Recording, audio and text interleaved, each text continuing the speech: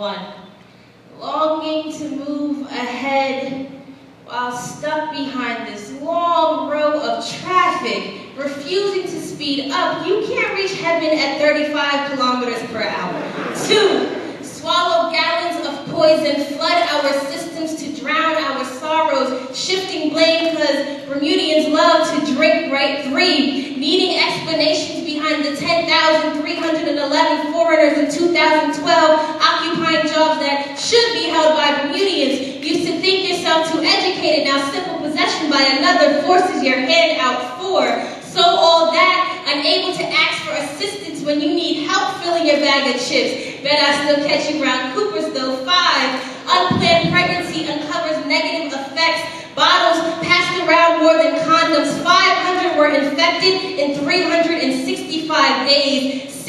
Aim first, ask questions later. 30 decisions made on behalf of mothers, siblings, children. 7. Financially raped by politicians, blinded by dollar signs. Make the poor starve so that they can afford to eat. One escaped with 500 grand and we can't afford another lie.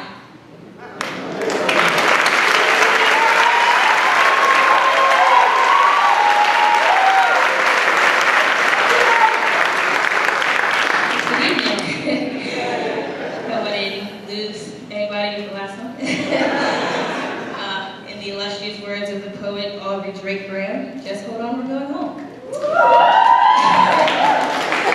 This next poem needs a very brief introduction, and maybe the last one probably did too, but I write poetry to reflect hopefully God first, to reflect my personal experiences, and to reflect the experiences of those around me. That being said, I do not write any poetry with the intention to offend, and I sincerely hope that my words, my poetry, my life would never offend anyone. This poem is very near to me, and it's taken almost 2 years for this moment to happen, and I still tarried a lot with whether or not I was going to do it, but I finally decided that I had to. First off, because there's a lot of people here tonight that need to hear it. But second, and most important, is because I didn't write it. This poem was written by the thousands of brave souls who dared to share their art in Bermuda. So, with the strength that it took David to face Goliath, and the courage that it took those thousands of artists to bare their souls, I want to dedicate this tonight to the late Paula Hassel and the brilliant Bermudian artists of the past, and to 4-month-old Zara Naz the Dawn, and the bright Bermudian artists of the future, and to every Bermudian artist in between. This one's for you.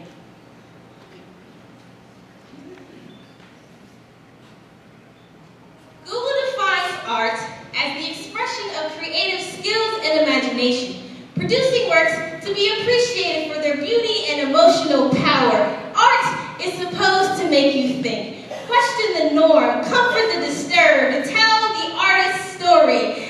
Unless the artist's story contains offensive language, controversial topics, touchy subjects, sexual themes, unpopular opinions, or truth. See, to be on stages, all art must be approved, must be coated in sugar, washed of its flavor, stuffed into boxes to please the public, must be sure to remove anything that offends, and we all know how easily Bermudians are offended. Subconscious censorship because we crave a stage. Should anything honest escape, we may not be invited back. We're required to follow the rules, conform to their criteria until the unknown becomes the familiar, adorn ourselves in the proper attire, have performances which incite automatic applause. We draw our graffiti in chalk, lest we offend, we can be removed. Know the rules before art. Don't make anyone uncomfortable. Okay, so you may be, but your audience won't end. Isn't that the purpose of art? All of this flutters my mind before I even touch a pen, anticipating the waiver stating all the restrictions they've laid on their stage. I swallow sincerity and sign. I've signed myself into silence. Taking the stage, art becomes platitude. meant to be seen, not experienced, heard, not felt. We hear the screams but ignore the lacerations. Now I can perform for any crowd except a mirror. So I started a poem aimed at giving a voice to the silenced while silencing the critics.